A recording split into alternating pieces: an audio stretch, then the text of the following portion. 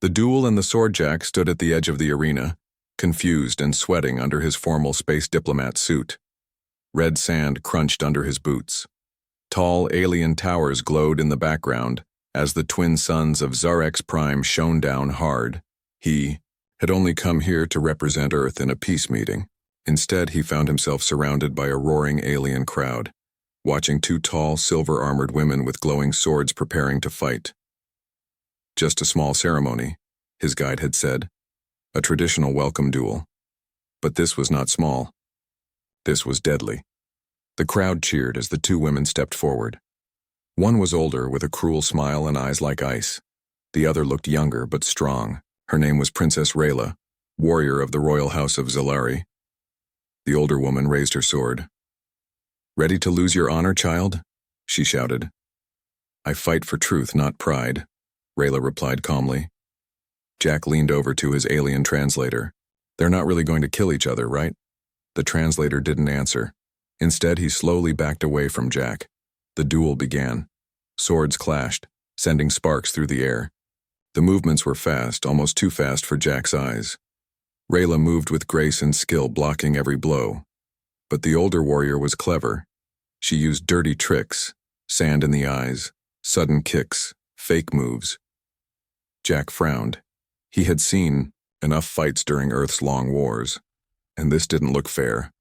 Suddenly, the older warrior pulled a hidden knife from her boot and threw it straight at Rayla's chest. "No!" Jack shouted, without thinking. He jumped forward. His shoulder slammed into Rayla, pushing her to the ground. The knife missed her by inches. The crowd went silent. Jack groaned, lying in the sand. Rayla sat up beside him, her silver hair falling across her face. She looked shocked. Then, a loud voice echoed across the arena. "Human interference," shouted. "The judge, he saved my life," Rayla said quietly, standing up. "He acted with honor." The judge frowned. "That does not change—" "No," Rayla interrupted. She picked up her sword, turned, and walked toward Jack. He blinked. Are you going to kill me?" Rayla smiled. "No. I am going to honor you." Then, in front of the entire arena, she knelt and placed her sword in Jack's hands. "By the laws of Zarex Prime," she said loudly, "I offer my sword of honor to this human. His courage is greater than many warriors of my kind." The crowd gasped. Even the judge looked surprised. Jack stared at the sword. It was glowing blue now, warm in his hands. "Okay," he said slowly. "Cool sword. But what does this mean exactly?" The judge stepped forward, looking serious. "By our oldest galactic law, if a warrior gives their sword of honor to another, they must marry that person. The bond is sacred and unbreakable." Jack's face froze. "Marry? Wait, what?" The crowd began to cheer. "It's law," someone shouted. Jack stood up, holding the sword like it might bite him. "I didn't ask for this." Rayla looked equally confused. "I didn't mean marriage. I meant thanks." The judge raised his hand. "The sword has been given. The law is sealed. The engagement is official." Jack looked around at the alien crowd. They were already throwing petals into the air, dancing, singing. He turned to Rayla. "So, what now?" She sighed. "Now, we prepare for a wedding." "I was only supposed to be here for 2 days," Jack muttered. Rayla gave him a small smile. "Welcome to Zarex Prime, husband-to-be." Jack groaned. "Earth Command is going to kill me." Above them, fireworks exploded in the alien sky, while the sword in his hand glowed brighter. But deep in the shadows of the arena, someone watched them silently, and did not look happy. Galactic law and forced engagement Jack sat in a golden chamber, still holding the glowing sword. His hands were shaking. Around him, alien guards in silver armor stood like statues. They didn't blink. They didn't speak. The doors were tall and sharp like fangs, and the air inside the room was too clean, like it didn't belong to any world he knew. "This is a nightmare," Jack whispered to himself. "I was supposed to be here for a handshake, not an intergalactic marriage." The doors creaked open, Princess Rayla stepped in, dressed in dark royal robes. Her long silver hair was braided now and her face was unreadable. "We need to talk," she said firmly. Jack stood up. "Yeah, I think so too. Care to explain why everyone is acting like we're already married?" Rayla walked to the window, looking out over the city of towers. "I didn't plan this. When I gave you the sword, I only meant to thank you, but the sword of honor, it follows ancient law, old, unchangeable, and binding." Jack ran a hand through his hair. "Yeah, about that. Your laws are insane. To you," Rayla said calmly. "But to my people, the sword is sacred. Once given, it forms a legal and spiritual bond. There's no way out. At least not easily." Jack sat back down. "There has to be a way out. I didn't agree to this." Before Rayla could answer, another figure entered the chamber, an elder alien in gold robes, tall, thin, with glowing eyes. He looked like a walking skeleton with wisdom in his bones. "I am Lord Thalrin," he said, "keeper of galactic laws and ancient customs." Jack stood.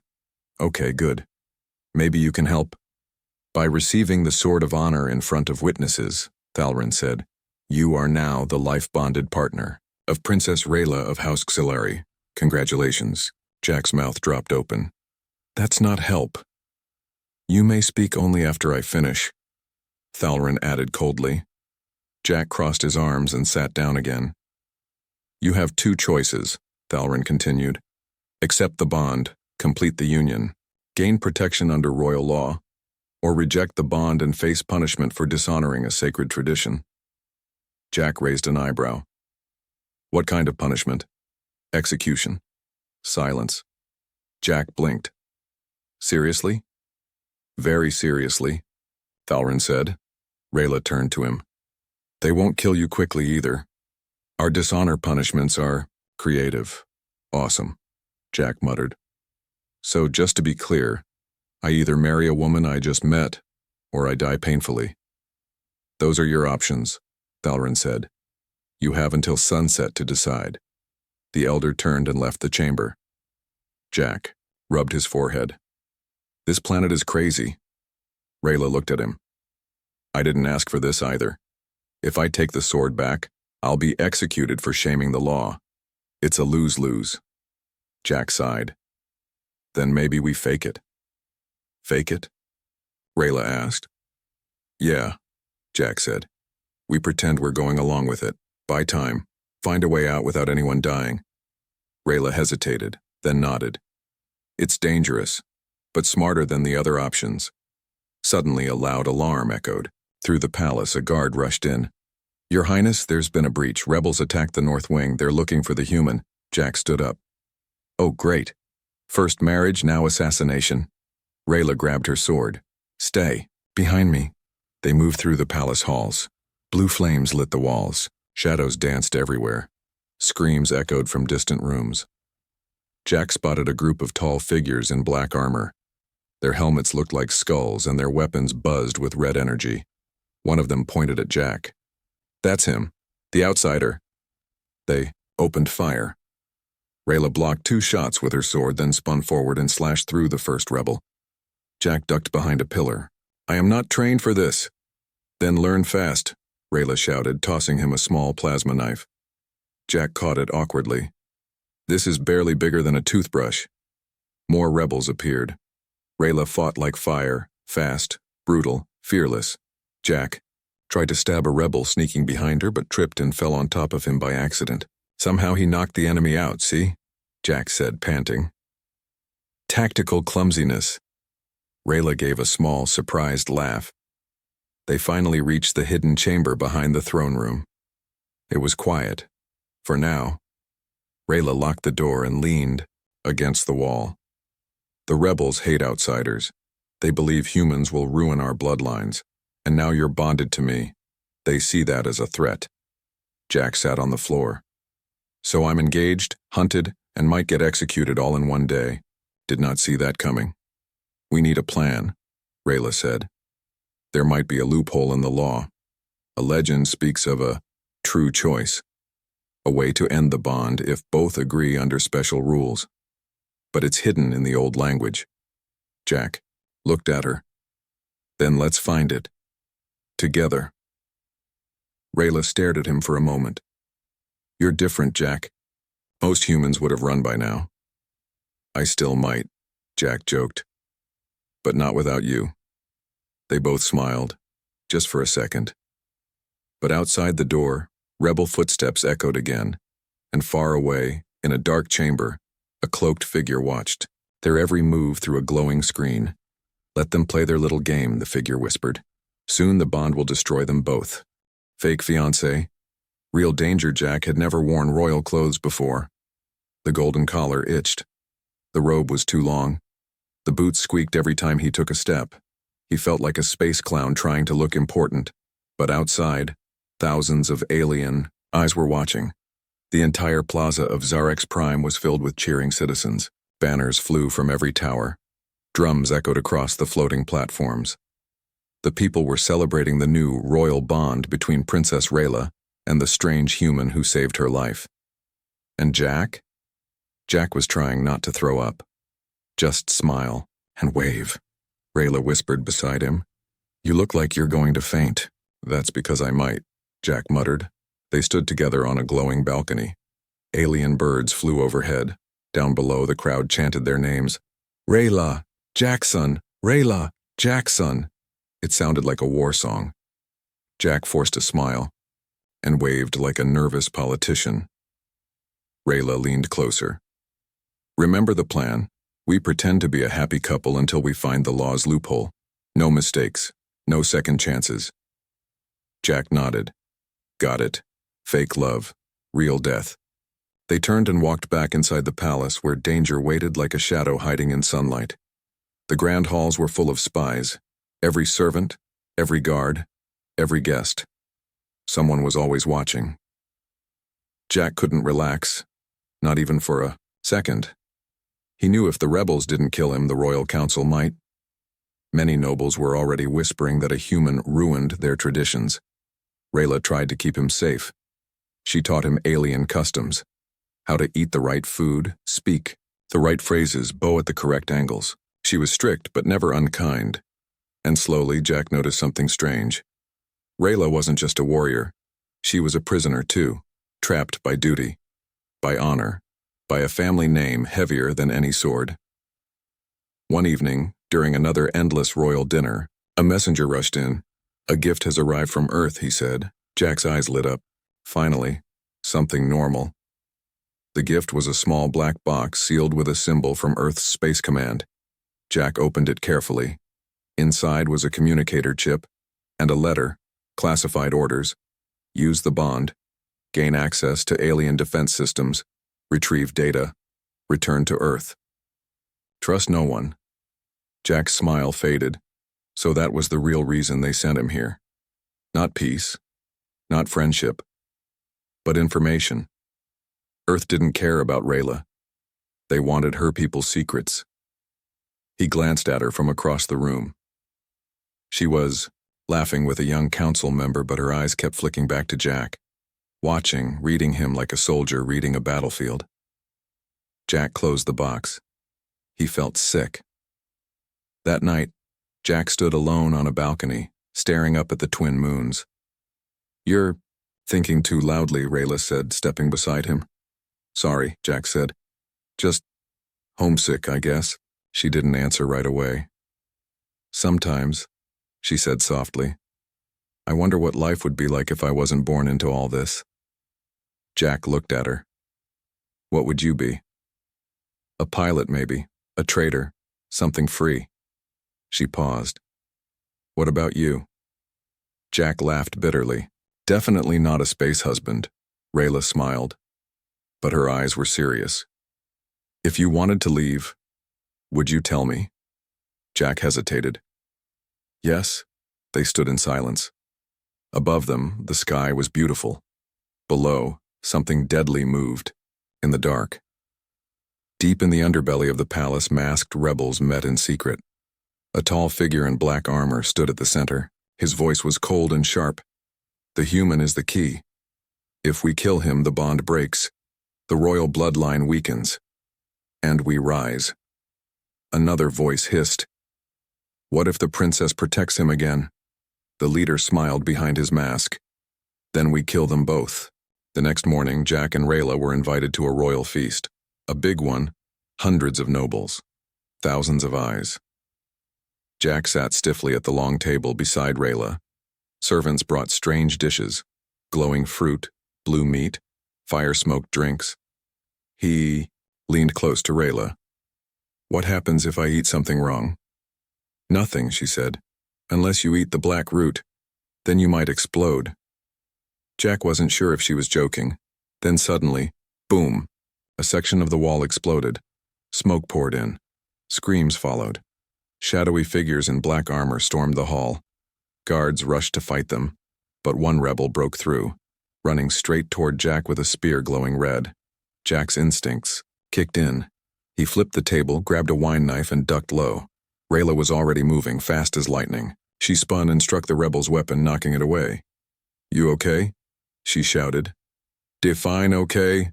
Jack shouted back, kicking another attacker in the leg. Rayla took two down with clean, brutal strikes. Jack clumsily tackled one into a bowl of soup. Finally, the guards overpowered the last of them. The feast was ruined. Blood and food were everywhere. Jack was shaking. That was not in the dinner invitation. Rayla looked around, her face pale. They weren't here to kill you, she said quietly. Jack frowned. What do you mean? She picked up a small device from one of the rebels' belts. A tracker. Her voice dropped. They weren't trying to kill you. They were tagging you. Tracking you. But why? Because next time, she said, eyes hardening. They don't plan to miss. Far away, the rebel leader watched the tracking signal blink. Let them believe they won, he whispered. Let the bond grow stronger. The deeper it gets, the harder it will hurt when we break it. The sword's secret, the sword hummed. Jack could feel it even when it wasn't near him. It was like the weapon had its own heart, and it beat in rhythm with the chaos around him. He stared at it now, resting in its royal case, glowing softly in the dim light of Rayla's war chamber. Do you ever wonder, he asked quietly, if this thing chose me? Not you. Rayla didn't answer at first. She was sharpening her own blade, seated across from him at the stone table. The sword doesn't choose, she said. It reflects. Jack frowned. Reflects what? Intention, loyalty, fear, love, betrayal. It shows what we carry inside. She looked up. When I gave it to you, I didn't know what would happen, but the sword did. Jack leaned forward. Then maybe it knows how to break the bond. Rayla stood and walked to the old bookshelf behind her. She ran her fingers along the dusty spines of ancient scrolls, pulling out one wrapped in golden thread. I've been looking into the first bonds, she said. Thousands of years ago, when the law was written, the sword wasn't just a symbol. It was a seal. It carried a code, a hidden command. A command to break it? Jack asked. No, something deeper, she whispered. A command that only activates when both hearts speak the same truth. Jack raised an eyebrow. Sounds romantic. Rayla gave a small smile. Or deadly. If both bonded souls say the same thing at the same moment, the sword will act. It's called the true choice. But if they lie, the sword burns them from inside. Jack leaned back. Great. So if we fake it, we die. If we fail, we die. If we say the wrong thing, we burn. Welcome to Zarex Prime, she said. They went to the archives that night, hidden beneath the palace, guarded by statues that whispered when no one was near. Rayla wore her hood low. Jack followed close behind, holding a torch that lit the ancient walls. These symbols, he said, pointing at the carvings, they look like DNA strands. They are, Rayla said. Our ancestors coded their laws into living stone. Even back then, they feared manipulation. They entered a chamber where light bent around the walls. Glowing text danced through the air like floating ghosts. Rayla, pulled out the scroll and held it in the light. Slowly, the sword on Jack's back began to glow too, brighter, hotter, almost alive. Jack flinched. Why is it doing that? Rayla's eyes widened. It recognizes the scroll. Suddenly, a voice echoed through the chamber. Deep, ancient, emotionless. One sword, one bond, one truth. Speak and be tested. Don't speak, Rayla whispered. Not yet, but Jack had already taken a step forward. He could feel the sword, pulling him closer like a magnet dragging iron. He heard a different voice now inside his mind. What is your heart's command? Jack, Rayla shouted, but it was too late. Jack's mouth opened and he whispered, Freedom. The sword flashed bright white. Then everything went dark. Jack woke up hours later in the medical chamber, covered in sweat, breathing hard. Rayla stood beside him. Her face was pale with fear but also anger. What were you thinking? She snapped. I heard a voice, Jack said. In my head. It asked me what I wanted, and you answered alone. She crossed her arms. The test doesn't allow solo truth. Both bonded souls must answer together or the sword rejects you. You're lucky it didn't kill you. I said freedom, Jack muttered. And I would have said survival, Rayla whispered. That's not the same. They were quiet for a long time. Jack finally asked, Why do you even care if we break this bond? Rayla didn't answer at first. Then she said, Because if we don't, I have to live a lie. And if we do, I might lose the only person who's seen me as more than a warrior. Jack looked at her. He wanted to say something real. But just then, the door slammed open. A guard rushed in, covered in burns. Your Highness, the Council. They've issued a demand. What kind of demand? Rayla asked. They want the union completed in 2 days. Or they'll strip your title and hand the bond over to General Vorn. Rayla's face went cold. Vorn is the one who sent those rebels, she said. If he gets the bond, he'll claim Jack as a hostage, then use the sword's power to start a war with Earth. Jack stood up. Wait, the sword has power? Rayla nodded slowly. The bond doesn't just unite hearts. It gives access to the ancestral vaults, military knowledge, weapons, technology older than any planet. Jack's mouth went dry. So if Vorn gets it, he becomes unstoppable, Rayla finished. They both looked at the sword now. It no longer glowed. It waited, silent, watching. We need to finish the true choice, Jack said. Together. And this time, Rayla said, we speak with one voice. Far above them in the black sky, a stealth ship hovered near the edge of orbit. Inside, General Vorn watched the palace through red lenses. The sword responded, he said. It's beginning to wake. His second-in-command nodded. Shall we prepare the strike? Vorn smiled. Yes. If they complete the bond, we kill them. If they break it, we claim it. Either way, the sword will be mine. Betrayal in the arena. The sky over Zarek's prime turned blood red at dawn. For most, it meant the rising of the twin suns after a storm. But for Jack, it looked like a warning. He stood in the middle of the royal arena, dressed not in royal robes, but in simple leather armor. No cape. No symbol of honor. No sword. Just a dull metal staff in his hand and fear in his chest. Above him, thousands filled the seats, cheering, mocking, whispering. At the highest platform sat Rayla, her face like stone. This was no celebration. This was punishment.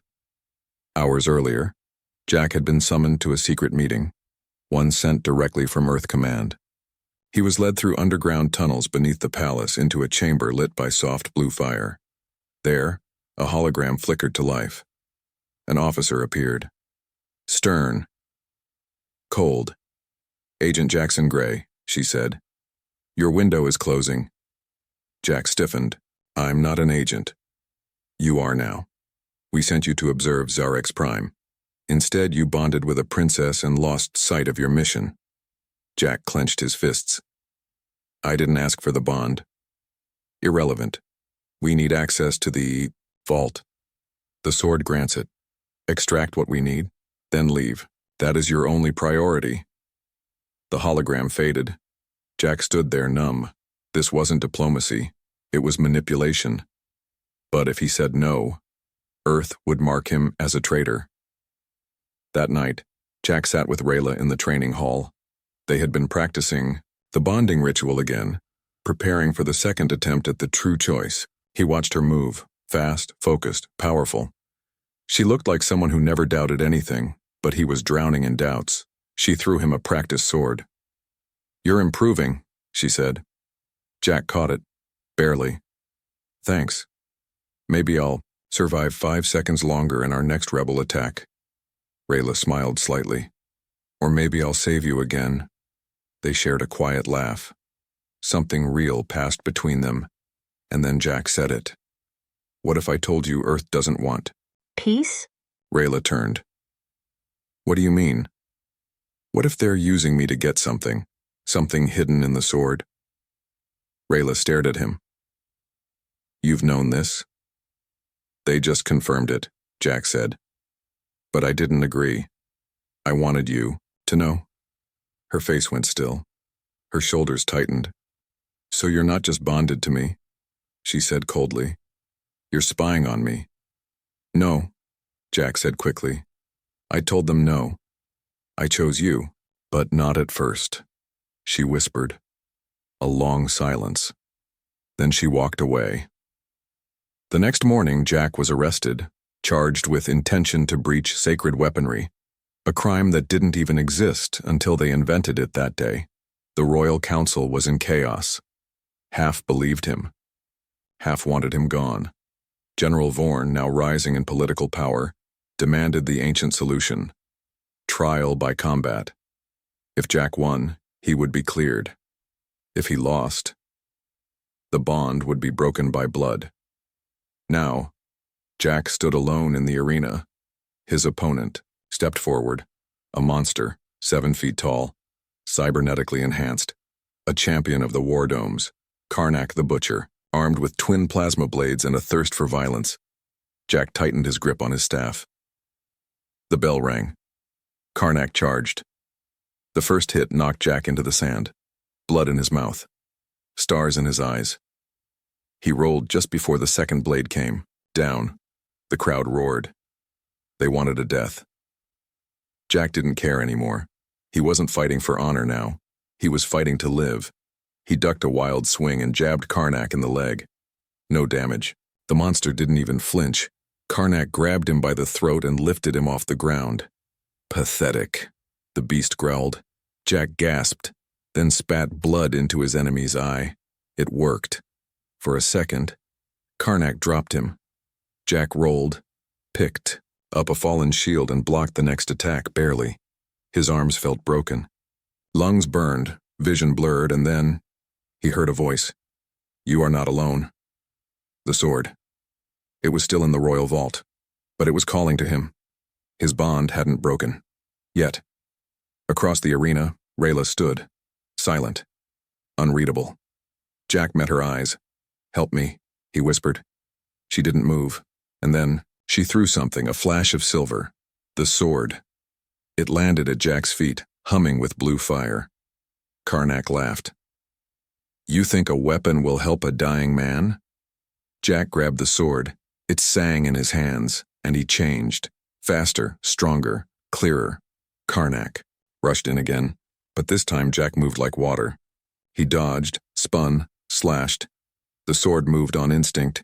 3 strikes, 1 knee, 1 shoulder. Final blow. Center chest. Karnak fell like a collapsing tower. The arena was silent. Then cheers exploded. But Jack didn't hear them. He turned toward Rayla, blood on his face, sword in hand. And she was gone. Hours later, Jack searched for her in the palace. He found her on the edge of the tower gardens. She didn't turn around when he spoke. "I didn't betray you," he said. "You didn't trust me," she replied. "I told you everything." "Too late," she said. Jack stepped closer. "Then tell me what to do." She turned. "There is no more pretending."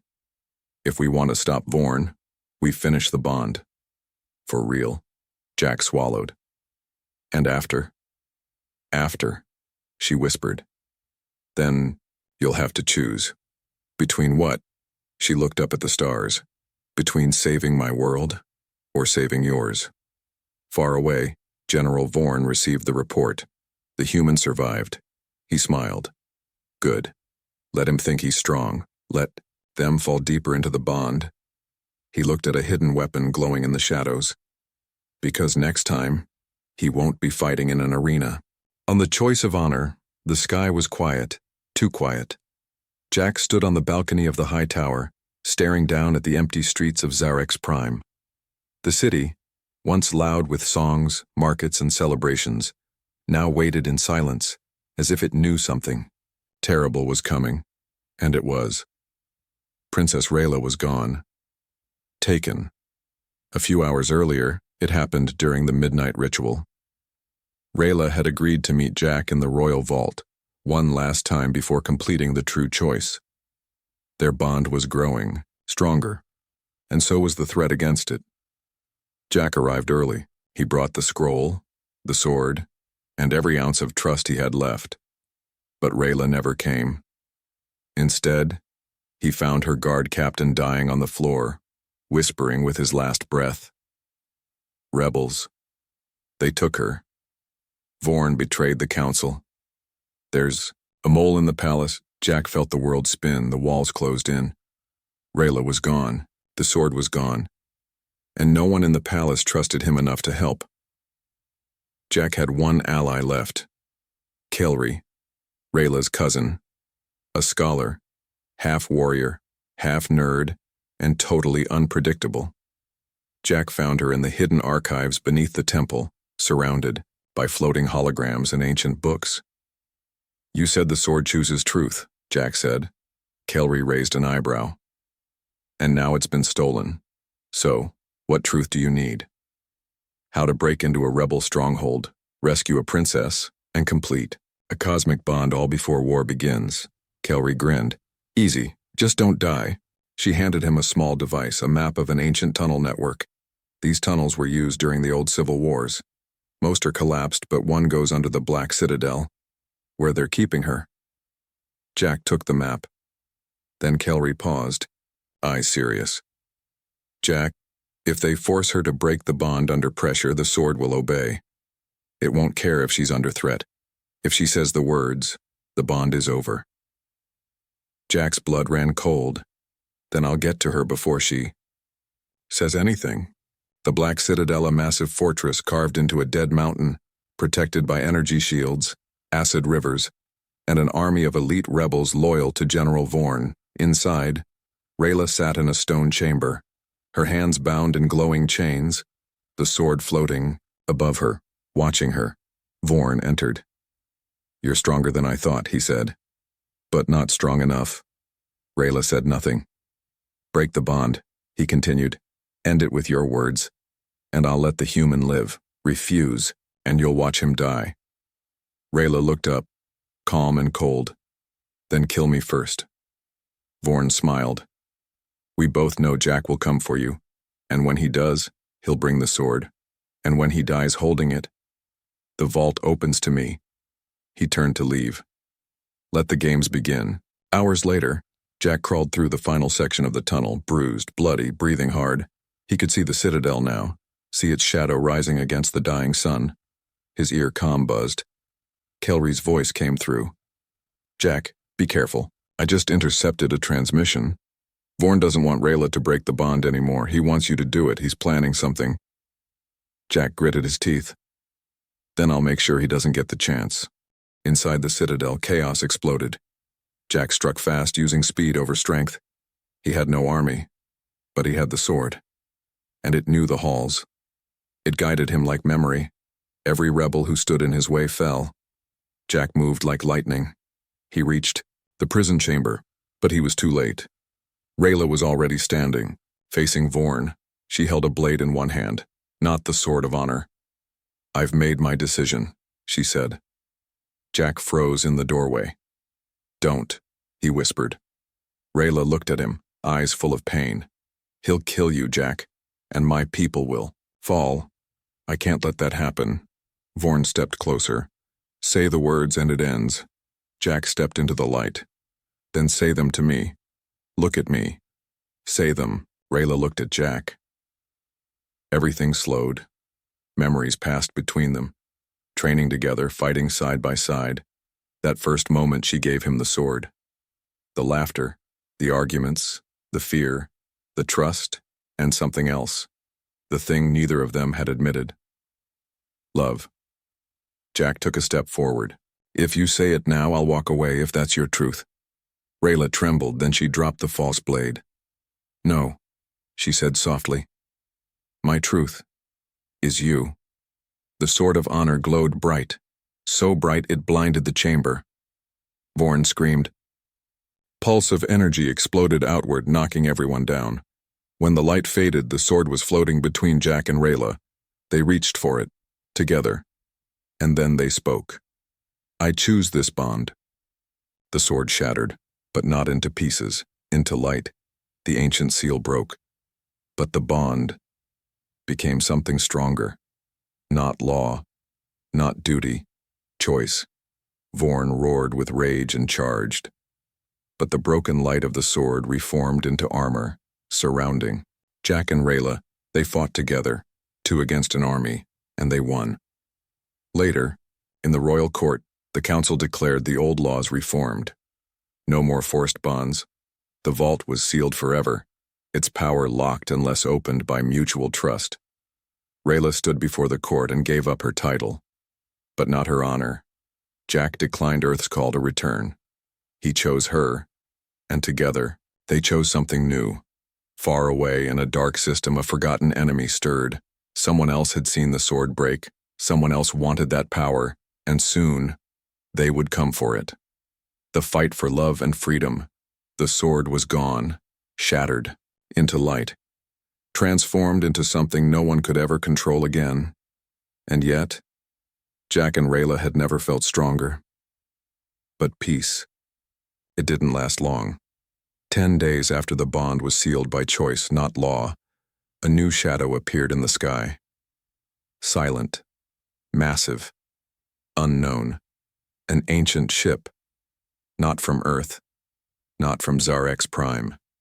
Something older, something angry, and it wanted the light that had been released when the sword broke. They came from the void.